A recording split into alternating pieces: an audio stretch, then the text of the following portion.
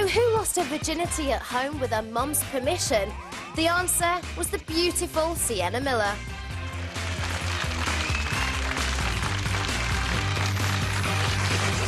You're watching Britain's Brightest Daytime Show. Thank you for that, with special guest Pauline McLean, Crystal Biggins, and Still to come on this show, is anyone still watching Big Brother, apart from the lady in green in the front row? No one talks about it anymore. There's next to nothing about it in the papers. What has happened? I mean, literally, what has happened? 0207 173 5555, that's the number for your thoughts and your theories. But first, not under my roof. Why not under your roof? Surely under your roof is a better place for 16-year-olds to play hide the sausage, get smashed and smoke a doobie than out on the streets of Britain, which we know are teeming with knife-wielding ne'er-do-wells and armies of predatory paedophiles. They were asking this down under last week, as fans of Five's hit soap Home and Away will tell you. 16-year-old Ruby decided it would be better if she had sex with her man in the comfort of the family home rather on the beach, though her guardian Charlie had other ideas.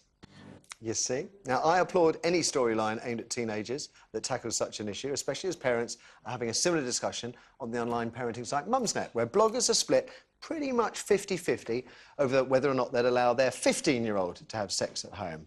What if they were 16, you know, legal? Many feel, as a parent, your house and your rules need to be respected. If you let your teenager have sex at home, are you not in some way condoning hedonistic behaviour? And what next? It'll be booze or drugs. Well, why not? I mean, wouldn't you rather they got smashed at home than letting them run wild in Cornwall, say, and end up dead? And drugs, well, they might be illegal, but we know teenagers do them. 1 in 4, 11 to 15-year-olds, apparently. Wouldn't it be better to let your kids skin up a fat one at home rather than in the park, where plod might catch them, give them a criminal record and ruin their career plans? Now, this is quite disingenuous, right? But the reason I want to bring it up now is yesterday, right?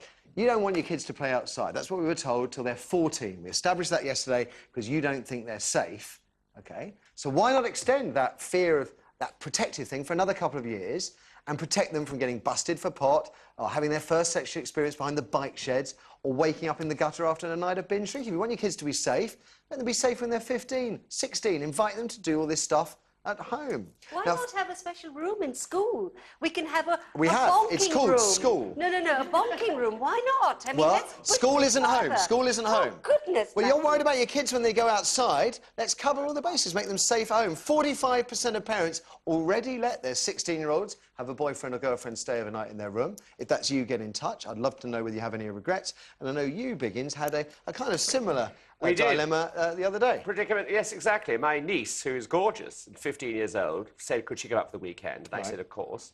And then she rang a couple of days later and said, can my boyfriend come up? Who's a very nice boy. And I Do Mum and Dad know about this? Well, at the time, I didn't know what they... No, they didn't know. Right. So I talked it over with my partner, Neil, and we felt very guilty and also uncomfortable about having them stay. But you're not the parent, so they're just looking for somewhere... Well, I don't know. Probably I guess. It was very innocent, but, you know, we only have one spare room and we only have one double bed, and, you know, we felt uncomfortable. So that I rang her mother, and her mother said, no way, I'm sorry, no. So it was made very clear, you know. That, OK, so what's the message there? So go and copulate in a park. Well, Do it behind the bike sheds. I think you have to think about the parents and respectable people, not respectable people, but... What is more likely to be the best sexual experience for a 16-year-old first time round in an environment where they can feel safe, uninterrupted, left alone, or in the back of a car, in an alleyway, in a park, in the woods? Which is the one that's least likely to lead to a bad experience? Well, a bed, obviously, a comfort in your home. No, but I mean, you know, It's not your responsibility to facilitate that. No, that's teenage. And one assumes that not every teenager aged 15 is dying to do what you're saying. 16. Even 16. I mean, the assumption, I think sometimes what we say all young people want is based on, I don't know what. You know, but it is not my job as a parent. But let me tell you a very funny story. When I got married first time around in 1972. You've been married twice? And more to come. Good for you, girl. I came home after 2 weeks, because that's the custom. You come back home to your parents' house, my mum's house. And they said, right, you're sleeping with mum upstairs and he sleeps downstairs. I'm This is your married. husband. He said, no, not in our house. And it was just so weird. You know, they couldn't even accept it at that. That was carrying it a bit too far. Can you see the lack of logic that on the one hand we're told don't let your children out till they're 14, they're not safe, and then when you do let them out to do all the things that teenagers do, you're putting them in a position where sex, drugs and booze could all be consumed or enjoyed in very awkward situations where interruptions, problems, embarrassment, shame, the law could all collide in on them, making their life difficult, scar them forever. Actually. You think that's teaching them lessons? Teaching so them why lessons. not teach a 12-year-old a lesson, let them get mugged on the streets? It's the same logic, isn't it? Your duty to a 12-year-old is quite different to your duty to a 15 and 16-year-old. Pauline, what would you do? Would you? Well, I was never allowed, while a teenager, have sex under my parents' roof, though I often brought student friends home who were allowed to share beds, so double standard there. But I think one of the best things my mother ever did was she allowed me to have a glass of wine with my dinner when I was a teenager. Yeah, that's very good. And idea. Although some people, there are some theories that say it's that was bad. great, Some people say that's still that it's still no guarantee, or may actually encourage the thing drinking. is, look, you know, I mean, it's the way we've been discussing this. It's almost as if you're a parent who has decided that if your 15 or 16-year-old kid wants to have sex with their boyfriend, that you'll allow it under your roof. It doesn't mean you're making them do it. No. I mean, they may choose to do it elsewhere. I mean, I still at 47 dream of doing it in the back of a car or the woods, the beach. Oh, well, sand, maybe not the sand. Yeah. But you know, But it doesn't mean... it's having that option, though. You know, discussion needs to be had, I guess. And what I found quite heartening I is... do think allow people, I mean, I don't have kids, you see, so it's easy for me to say, but I think I would allow it. And I would prefer that it was happening. Well, 45% of parents on Mumsnet But not drugs, you see. Legal sex Right, and 16. legal drinking. Well, Why that's not? interesting. You know, It's interesting because I think that there's an argument to be made for that. If it's legal, why not? I know a lot of parents don't like the idea because I know my mum can't stand the idea of allowing children to do it at home. But as I said, it's nearly 50-50 the split on Mumsnet. So let's find out what you think. And not under my roof? Why not? Kirsty. We have Emma on line 3. Emma, good morning. Hello and good morning to you Good there, morning. Matthew. So, under your roof or not under your roof? Definitely under my roof. From the ages of 14 and 15, my son and daughter, I'd have their friends round. At the weekend, they would be allowed to drink. And they would be so respectful, I wouldn't even know they were actually upstairs in the bedroom. But if I went out, I would come down the street and they would have a look out, and obviously the music would go down. I would walk through the front door, and I would have to count the pairs of trainers, and sometimes there'd be up to 9. So I'd know how many kids are upstairs actually in the bedroom. Right. I wouldn't even know they were there. OK, now, Emma, how did you come to this decision to let your 14-year-old, 15-year-old do this? What can I ask about how you were treated as a child? Did that have any bearing on this? I was never allowed in the house as a child. Right. Even if my parents went out, they'd throw me out in case I would let anybody in. And a lot of my friends, none of us were allowed in the house. And So why the sea change? Rather naughty activities on the street. As well, in today's day and age, with the society of stabbings and there is more drugs available and there are more dealers that are prepared to deal to children. It's not something I wanted my children to really experience. So you made the decision, based on all that, to allow them to be teenagers at home? Correct. And I'm not sure if it worked because my son's now a traffic warden. Oh. It did work. It did work, says Jasmine. I'm really interested because you talked about respect, and I've mentioned before that years and years ago, my first girlfriend, parents had split up, and her dad allowed me to sleep with her when she was 15 at his flat, and I have to say, I was extremely respectful of him. Well, of course you were. You were getting it away. Well, yes. Well, you know, that's not respect. That's thank you very much.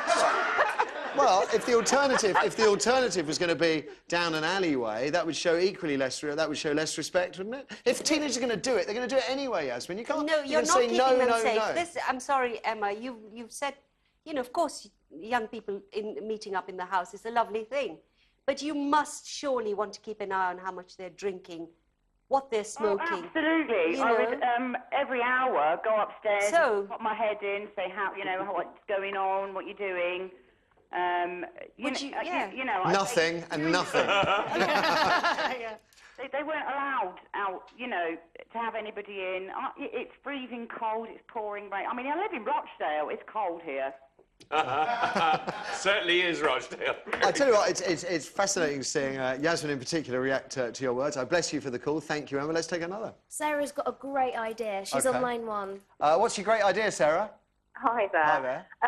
I actually, my son is only just starting school, but Right. I have had a summer house at the end of my garden. Right. I'm a massage therapist, so I use it for that reason as well. But also, it was with the absolute intention that when he is old enough to have friends over, even kind of beyond talking 7, 8, you know, it's kind of putting a games console out there so they can play and have their food out there, and it's a bit of a den. Right. But you know, when he's older and he's going out, and you know, obviously the conversations will happen. It's not going to be a free-for-all, but there is a safe haven there. And what would you allow to go on in this safe haven? And is it paired to age? You know, at 14, you can have friends around, but they have to leave at 10 o'clock at night. At 15, Absolutely, yeah, absolutely. Rules set. You know, kind of letting them have his friends over, but letting them do it in a place where there is an adult there. But goodness forbid, you know, you can't search them as they come in. You know, they probably are going to try and sneak extra drinks in, or they are going to try and sneak other things in, because you can never choose who your child mixes with. But I'd rather be there and be able to oversee it, and if a problem arises, be there on hand. how far, Sarah? I mean, how far? I mean, I can remember there were people I knew. I mean, only 2 I can think of, and in their late teens, so they were 17, 18, they were smoking pot around the home. They had girlfriends staying the night. I mean, would you go as far as that? Absolutely not. No. But, you know, my son will have absolute clear parameters of what is and is not acceptable. And so for me, it is. It's a way of kind of letting him have a bit of freedom, but also knowing that I am there keeping an eye, because there are things I will and will not tolerate. You know, And you're convinced that you will get that, they will be respected, that those views will be respected? if they weren't, then the whole thing shuts down, and then he has a curfew and he has to be in, or he won't be allowed out, and then things change drastically. So, yeah, the respect is there, and he treats the place respectably, and I'm hoping that I bring him up with the I was going to say, I'd love to know. God willing, we'll still be on air. You can give us a call and let us know. I want updates when he's 14, 15, 16, and when he's a traffic warden. Thank you, Sarah. We've got Susan, and she's... Mum, I want to be a traffic warden. Oh! Susan, good morning. Good morning, Matthew. What's your take on it? Well, I had very strict parents. Right. And because they were very strict to us, I think that we took liberties, and it was more exciting, so we did it anyway. Yes. That's the nature of teenage years. It is. There's no one's going to tell you what to do. And I thought when my own children were teenagers, although they've all been different, I've still got a teenager at home now. Right. They're all totally different, and I don't think you can sort of legislate as a parent and say you shouldn't do this and you shouldn't do that. I'd much rather that they were going upstairs and doing it sneakily than doing it down an alley, Matthew. Yeah. I really would. It's the sneakily bits that's the problem, isn't it? If you're fearful of your parents, then you're still going to choose the alley option. Exactly. So I guess you've got to think you can get away with it with your parents, or maybe just don't think about your parents if you're going to do it indoors. I don't know.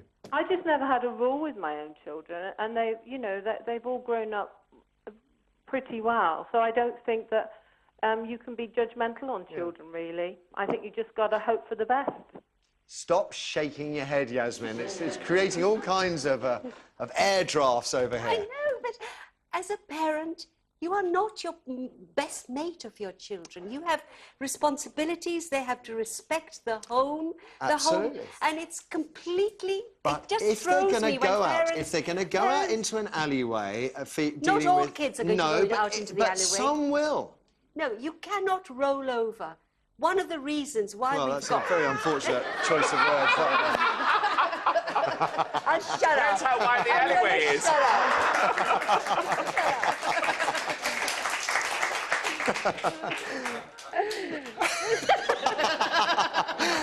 We'll leave it there, I think. Bless you, Susan. Thank you for the call. OK, don't forget, though, you can see how that home and away storyline develops here on 5 every weeknight at 6. You never know, it might help resolve the debate for you at home.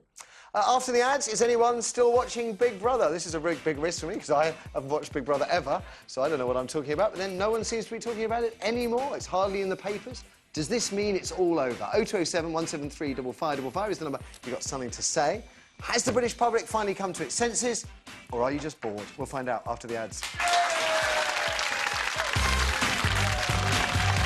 The current series of Big Brother has fewer viewers than any of the previous 9. Is this true, or is it false? Find out after the break.